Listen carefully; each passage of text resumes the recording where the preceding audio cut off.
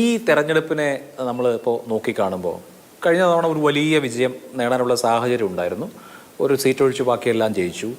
ഇത്തവണ അതുപോലെ ഒരു സാഹചര്യം, അതായത് ലക്ഷക്കണക്കിന് വോട്ടിന് UDFൻ്റെ സ്ഥാനാർത്ഥികൾ ജയിക്കുന്ന സാഹചര്യം ഇത്തവണ ഉണ്ടോ, അതോ കഠിനാധ്വാനം ചെയ്ത് പഴയതുപോലെയുള്ള, അതായത് 2014 അല്ലെങ്കിൽ 2009 എങ്ങനെയാണോ അതുപോലെ കഠിനാധ്വാനം ചെയ്യേണ്ട സാഹചര്യമാണോ? അല്ല, എന്തായാലും ഒരു തെരഞ്ഞെടുപ്പ് എന്ന് പറയുന്നത് ആ തെരഞ്ഞെടുപ്പിൽ കഠിനാധ്വാനം ഏറ്റവും അത്യന്താപേക്ഷിതമാണ്.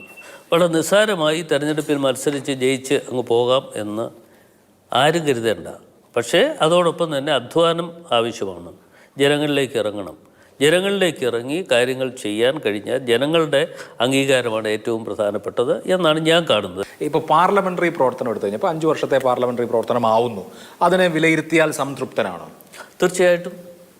നന്നായി ഇടപെടാൻ കഴിഞ്ഞോ പാർലമെന്റ്? നന്നായി ഇടപെടാൻ കഴിഞ്ഞിട്ടുണ്ട്.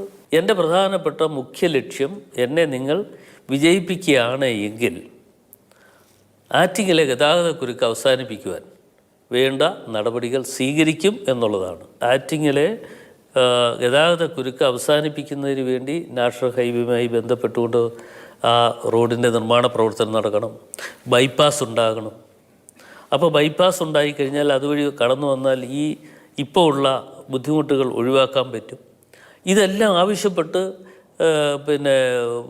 പാർലമെൻറ്റിൽ അവതരിപ്പിച്ച് 3A നോട്ടിഫിക്കേഷൻ കൊടുത്ത് അതിൻ്റെ പിന്നാലെ നടന്ന് അത് 3D നോട്ടിഫിക്കേഷനിലേക്ക് പോയതിൻ്റെ അടിസ്ഥാനത്തിലാണ് ഇന്നിപ്പോൾ കടമ്പാട്ടുകോണം മുതൽ കഴക്കൂട്ടം വരെയുള്ള റോഡിൻ്റെ നിർമ്മാണ പ്രവർത്തനം നടക്കുന്നത്.